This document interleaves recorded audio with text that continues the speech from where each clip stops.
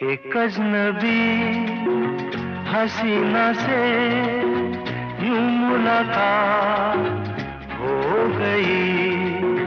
फिर क्या हुआ ये ना पूछो, कुछ ऐसी बात हो गई।